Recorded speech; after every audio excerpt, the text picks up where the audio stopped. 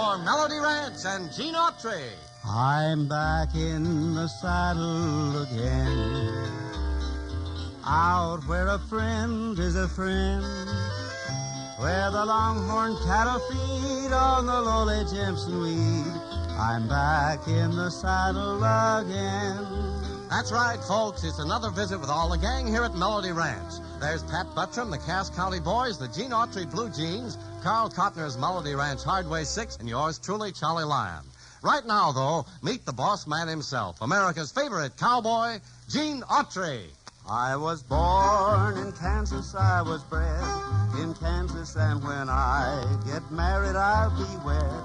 In Kansas, there's a true blue gal who promised she would wait. She's a sunflower from the sunflower state. She's a sunflower, she's my sunflower, and I know we'll never part. She's a sunflower, she's my one flower, she's the flower of my heart. Skies are fair, in Kansas clouds are rare.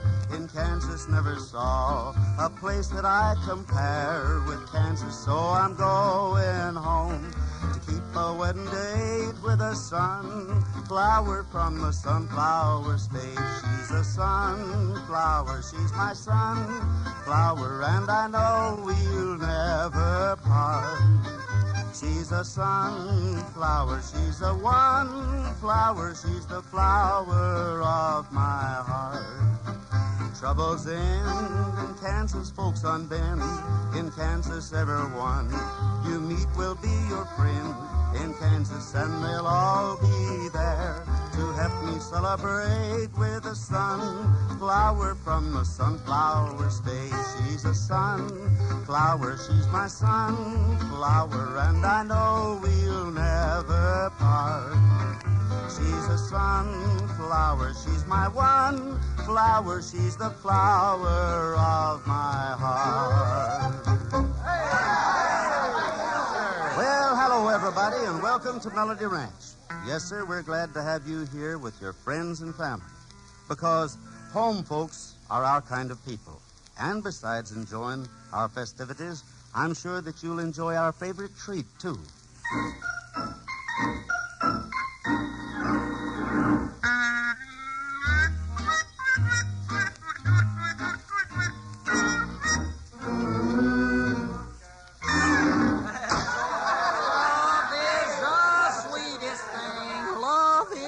Just a minute, Pat Buttram. Stop that bellin' and look me straight in the eye. Where, the white or the yolks? Now, stop it. You singing about love. What woman in her right mind would have you? Well, why do you think it took Grace Kelly so long to make up her mind? Well, at least, and at last, I've finally been able to trap you in one of your own exaggerations, Patrick Buttram. Oh. It just so happens that you're a commoner. Well, I guess you're right, Mr. Autry. There ain't anybody any commoner than me. Oh, me, I must have my little joke. You couldn't have had a littler one. No. Anyhow, how about your romantic life? Do you go out every night? No, I don't hardly go out at all, Mr. Autry. How come? Well, I've looked, and I just can't find anybody as pretty as me. You're not fooling me any, Patrick. I just don't think you know anything about the fair sex. Oh, yes, sirree, I do, sir. Yeah. When I was a kid, my father told me all about the birds and the bees. What happened? You can't imagine how many times I got stung. But don't you ever worry about me and how I get along. Would you believe that I went out with Miss America? Nope. Miss California? Nope. Miss Azusa? Nope. Well, anyway, she was a contest winner. She was Miss Live Bait Barge. Yeah, I saw her. And you should have thrown her back in. Maybe I'm better off with my birds and my bees. I even wrote a poem about my little animal friends. You did? Yeah. Would you like to hear it? Definitely not. Yeah, well, all right. Here it is, if you insist. A dog is known as man's best friend. A dog sticks by you to the end. A dog is loyal, true, and blue. A dog is faithful through and through. And when you're tired of life's dizzy whirl, do you ought to cuddle up in your lap with a dog? No, with a girl. So long, Mr. Artery. So long. Well, so long, Patrick. Well, sir, whoever said love is like the measles, 'cause it's worse when it comes late in life. Well, they must have been thinking of Buttram then. Well, folks, here's a treat that we've been saving for you. It's the Cass County Boys and the Blue Jeans with the Shifting Whispering Sands. Yes, it always whispers to me of the days of long ago, when the settlers and the miners fought the crafty Navajo. How the cattle roamed the valley, happy people worked the land, and now everything is covered by the shifting, whispering sand. How the miner left his buckboard, went to work his claim that day, And the burros broke their halters when they thought he'd gone to stay. how they found the aged miner lying dead upon the sand. After months they could but wonder if he died by human hand. This is what they whispered to me on that quiet desert air, of the people and of the cattle and of that old miner lying there. If you want to learn their secrets, wander through this quiet land, and I'm sure you'll hear the story of the shifting, whispering sand.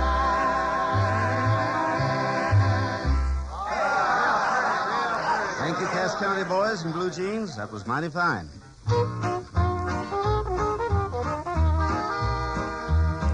You've got to share the bitter with the sweet,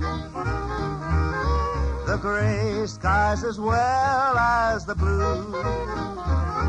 It isn't always easy to stay on easy street. You simply do the best that you can do. You've got to take the bitter with the sweet, no matter what problems you meet. When trouble takes your hand, then you've got to understand. You've got to take the bitter with the sweet. In every life a little rain must fall. The skies cannot always be blue.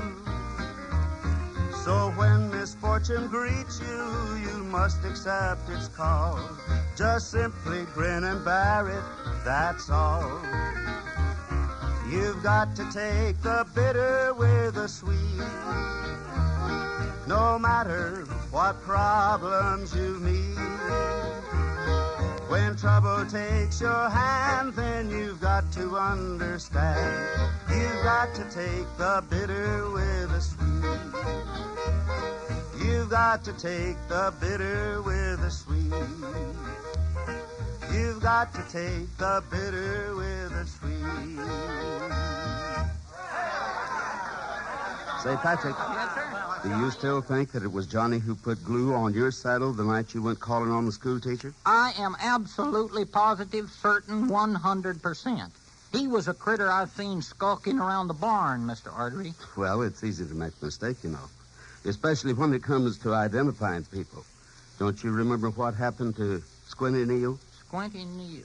By golly, it had plumb slipped my recollection. What did happen, Gene? Sounds like a story, maybe, huh? Well, yeah, I guess it is, Fred. No more questions, sir.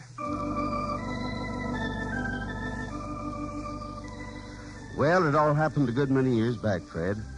Pat and I were riding out one morning when we spotted a runaway horse and buggy tearing down the road not far from Melody Ranch. Of course, we took out after it.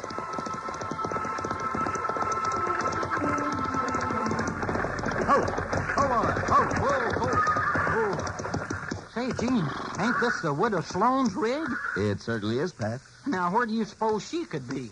Well, come on, let's get this rig turned around and we'll head back up the road. Oh, sure, Gene. If there's been an accident, well, we ought to... Uh-oh. Now, who is this riding up? Looks like one of the men from the Circle G. Yeah. Hey, that's Squinty Neal. Oh, there. Oh. I saw it all happen back there, Autry. Dirty sneak hit the old lady, grabbed her purse and vamoosed. Who did? It was one of your men, Rusty McLean. What? Why, you're crazy. I saw him, I tell you. I took after him, but he got away. Where's Miss Sloan now? Back there on the road. Wouldn't be surprised if the low-down crook had killed her. Well, let's get back there.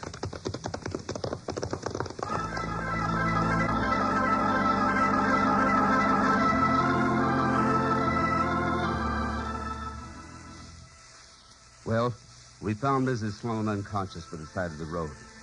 Gently lifted her back into the buggy. I sent Squinty after Doc Mason while Pat and I drove Miss Sloan back to her home. Later, after the doc had completed his examination, he let me go in to see her. The doc says you're going to be all right, Miss Sloan. Yes, I suppose it takes more than a mere bump on the head to do away with Emma Sloan. Sure it does. Squinty Neal says that he saw the whole thing happen. Claims the man who did it was Rusty McLean. I wouldn't know. You didn't see the man? No. There was a tree branch across the road. Mm-hmm. That's why I stopped the buggy and got out. Suddenly, I heard steps behind me. I see. Then someone struck me. Uh-huh. Well? And he took my purse, didn't he, Mr. Autry? Yes, I'm afraid he did. Every cent I had. I was taking it to the bank. Oh, I'm sorry, Miss Sloan. And now I just don't know what I'm going to do. Well, you can get well, that's the main thing. We'll find the man who did this, I promise. And we'll get that money, too.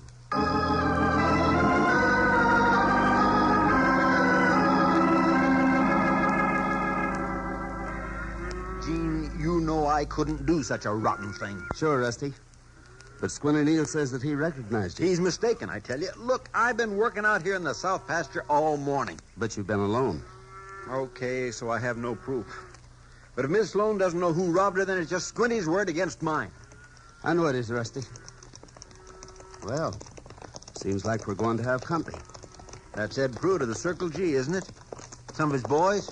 Including Squinty Neal. Looks like trouble.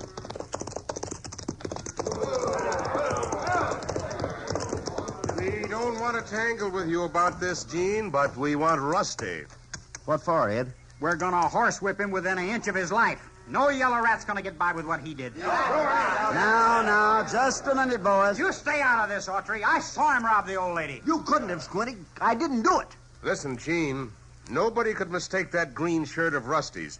Be easy to spot a mile away. Come on, boys. We're wasting time. Let's get him. Now, wait a minute. Hold on, all of you. This is none of your business, Autry. I'm making it my business, Squinty, to see that no one takes the law into his own hands. This is a matter for the sheriff. In town. Won't be back till around noon. Then we'll wait till he gets back. Just a minute now. Any of you who don't want to wait will have to tangle with me right now. Okay, boys. Okay, hold it. Maybe we have been a little hasty. I'll give you my word, Ed. I'll bring Rusty in personally.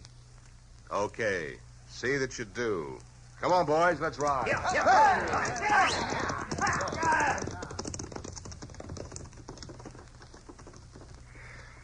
Thanks, Gene. That Squinty sure had the boys riled up. Any particular reason why? On account of Marcy, I guess. Ever since I got out of the Army, I've been seeing her pretty often. You mean she was Squinty's girl while you were away? He thought so. You ever have any trouble with him about it? Yeah. A couple of months ago, we tangled in a little free-for-all. He lost. He's a big man. Sure, young, strong as a bull, but a good little man can take him, and I did. I'd like to have seen that scrap. Hey, wait a minute. A thought just occurred to me. What is it, Gene? Well, come on. Let's get back to the ranch. I got to make a phone call.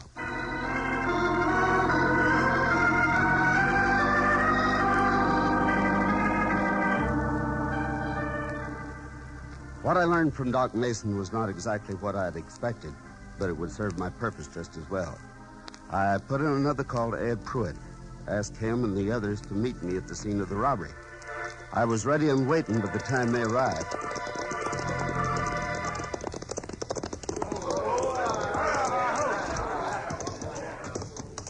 Okay, Gene, what's this all about? I'll get right to the point, Ed. Yeah, you do that, wise guy. This about where you were when you saw the robbery take place, Squinty? That's right. I was just coming around the bend here. And the robbery took place down there near the clump of trees? Yeah, down the... You recognize who's standing in the middle of the road down there, Squinty? That's Rusty McLean. How about it, Ed? Did you recognize his features at that distance? No, can't say that I could. How about you, boys? Okay, so maybe I didn't recognize his face. Then the only means of identification would be the shirt he was wearing.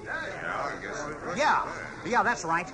Nobody could mistake that green shirt he's wearing, that's for sure. I'm sorry, Squinty. That shirt Rusty is wearing happens to be purple.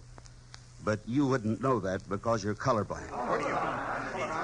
Doc Mason found that out when he examined you for the Army physical a few years ago. Well, maybe I did make a mistake. No, look. If Rusty isn't guilty, then who is? I have a hunch that we'll know that after the sheriff has a chance to search the bunkhouse over at your Circle G. You wouldn't object to that, would you, Squinty? You don't know how much Autry... Drop it, Squinty, drop it. Drop that gun. Come on, scum. On your feet. I ought to give you the horsewhipping you'd planned for Rusty. But you won't, will you? No, and he can thank you for that, Gene. He'll get what he deserves. Have no fear of that. But it'll be according to the law.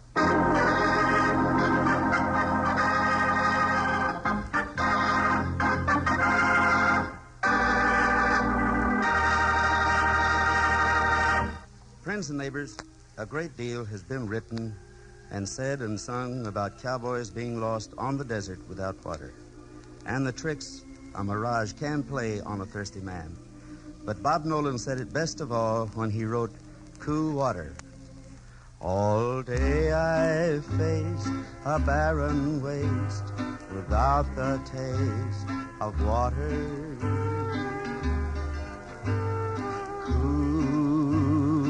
Water. Old Dan and I, with throats burnt dry and souls that cry for water. Cool, clear water. Keep a-moving, Dan, don't you listen to him, Dan.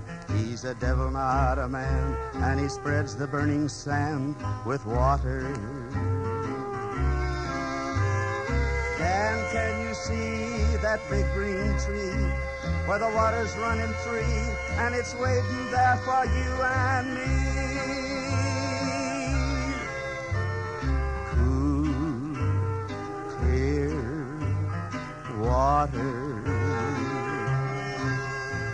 The nights are cool, and I'm a fool. Each star's a pool of water. Cool water. But with the dawn, I wake and yawn and carry on to water.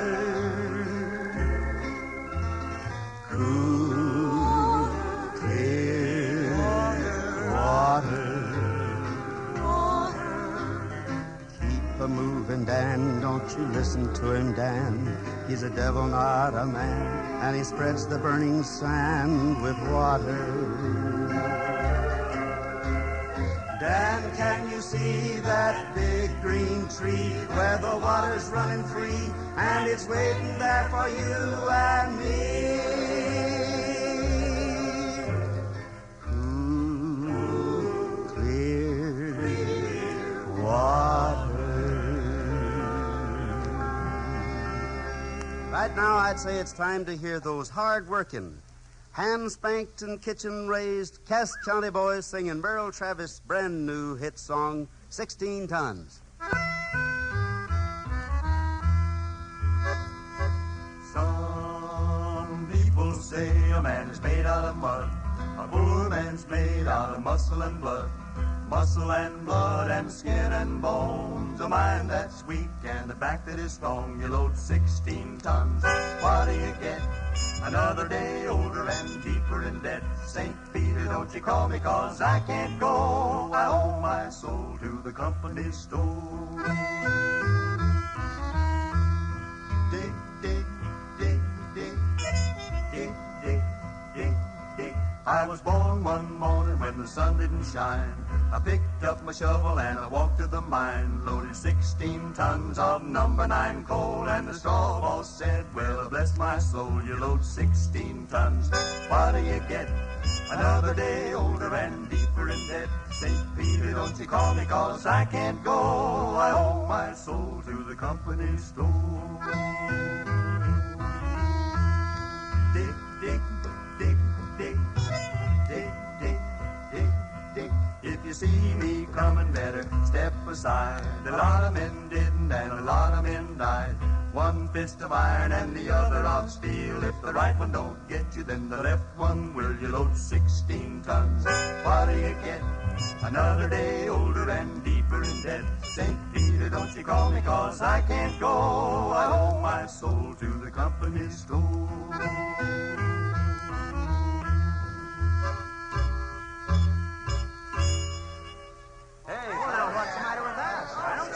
Thank you, Cass County boys. You're in mighty fine voice today. Well, folks, it's time to say so long to our guests and invite everyone to be with us again for another Melody Ranch powwow over these same radio stations. Until then, this is Gene Autry asking you to keep thinking of us.